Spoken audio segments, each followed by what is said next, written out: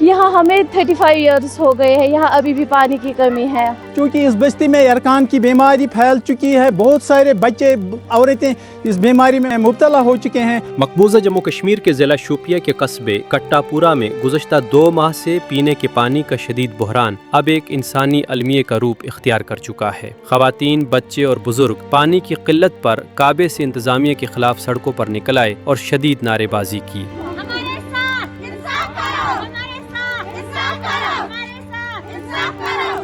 मकामी आबादी का कहना है कि वो रोज़ाना मीलों दूर से आलूदा पानी लाने पर मजबूर हैं और यही जहर आलूद पानी आज उनकी ज़िंदगियों को ख़तरे में डाल रहा है।